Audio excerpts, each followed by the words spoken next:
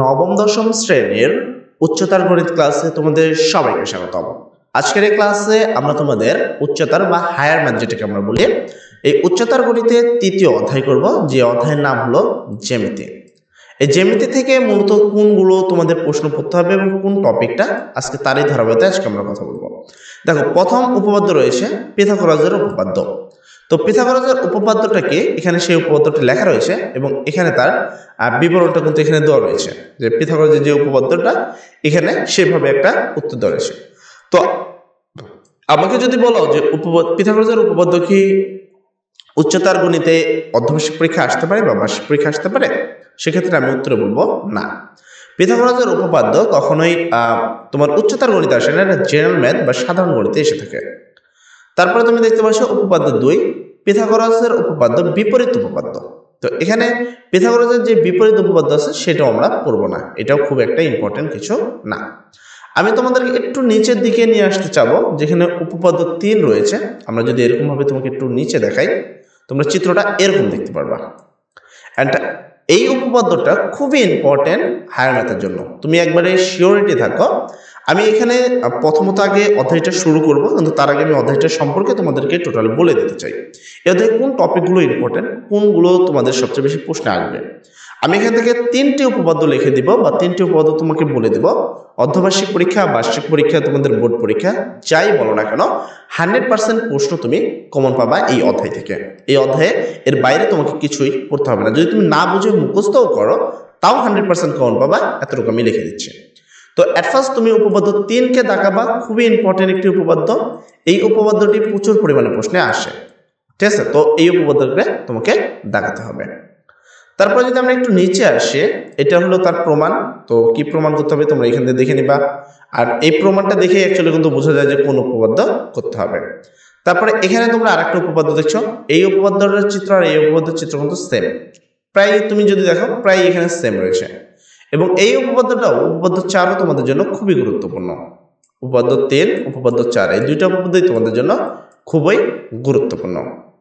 তো এখানে তোমরা এটা পেজ হলো তোমাদের কত 67 পৃষ্ঠা এবং 66 পৃষ্ঠা, এই দুইটা পৃষ্ঠা দুটো উপপাদ্য আছে এবং দুইটাই খুব মনোযোগ সহকারে করবা, ঠিক আছে? আচ্ছা, এরপর হলো উপপাদ্য 5, অ্যাপোলোজিয়াসের উপপাদ্য, ঠিক আছে? অ্যাপোলোনিয়াসের এই যে উপপাদ্য, এই অধ্যায়ের মানে মহাগুরু হলো অ্যাপোলোনিয়াসের উপপাদ্যটি। এবং তোমাকে আমি আগের যে দুইটা বললাম সেটা তো আমি অবশ্যই গুরুত্ব দিলাম, এবং সেটাকে যদি আমি তোমার 80% দিই, আমি এটাকে 100%-এর যদি বেশি কিছু দেওয়া সম্ভব হয়, মানে যদি আমাকে কেউ বলে যে ভাই এটাকে পার্সেন্টেজ আপনি কত করবেন, কেউ যদি 100% দেয় আমি তার থেকে বেশি করবো পার্সেন্ট, ঠিক আছে? কেননা এই অঙ্কটা অবশ্যই মানে এই উপপাদ্যটা আমি 7 স্টার দিব এবং এটাকে আমি সবচেয়ে বেশি গুরুত্ব দেব এই অধ্যায়ের মধ্যে, অ্যাপোলোনিয়াসের উপপাদ্য।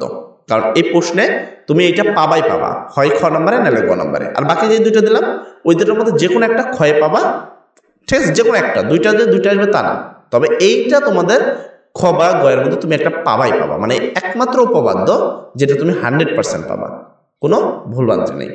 এরপর নিচে যদি আসো, এখানে আরেকটা উপপাদ্য রয়েছে। এই উপপাদ্যটা মোটামুটি অ্যাভারেজ গুরুত্বপূর্ণ, আমি এটা বলবো না যে এটা গুরুত্বপূর্ণ না, বাট এটাকেও একটু পড়লে পড়তে পারো। তবে আমি তোমাদেরকে যে মূলত উপপাদ্য 3টি দাগিয়ে দিলাম, এই 3টি উপপাদ্য যদি খুব মনোযোগ সহকারে পড়ো, আশা করি আর তোমার উপপাদ্য পড়ার প্রয়োজন পড়বে না। আচ্ছা, এরপরেও অধ্যায় অনুশীলনী 3.1। আমি দেখো, আমি সবার আগে চেষ্টা করছি যে কোনগুলো গুরুত্বপূর্ণ। একটা অধ্যায় শুরু করার আগে সেই অধ্যায় সম্পর্কে ডিটেলিং জানা উচিত। অর্ধবার্ষিক পরীক্ষা, বার্ষিক পরীক্ষা, কোথায় সে ধরনের প্রশ্নগুলো আসবে সেটাও আমাদের জানা উচিত। তো এখানে তোমরা মোটামুটি অনেকগুলো অঙ্ক দেখতে পাচ্ছ। আমি এগুলোকে খুব বেশি গুরুত্ব সহিত বলবো না যে খুব বেশি গুরুত্বপূর্ণ, এরকম কিছুই না।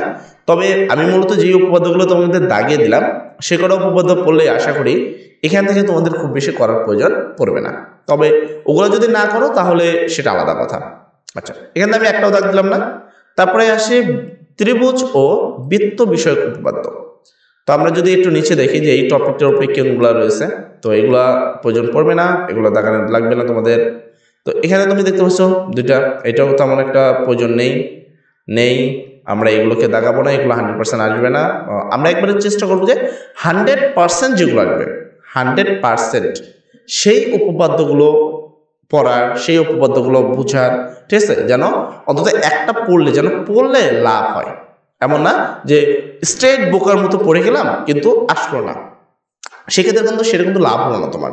প্রত্যেকটা অধ্যায়ের কিছু গুরুত্বপূর্ণ প্রশ্ন থাকে, কখনোই একটা অধ্যায় সবগুলো গুরুত্বপূর্ণ হতে পারে না এবং সবগুলো কখনো প্রশ্নও আসে না। 3-4টা প্রশ্ন থাকে যেগুলো গুরুত্বপূর্ণ, ঘুরে ফিরে সারা দুনিয়ার প্রশ্ন ওই 3-4টা থেকেই আসে।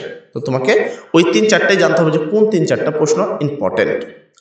তারপরে তুমি দেখতে পাচ্ছ উপপাদ্য 10 এটা তুমি বৃত্তের মধ্যে আমাকে যদি বলো এটাকে আমি অ্যাপোলজিনের মতোই 7 স্টার দেব।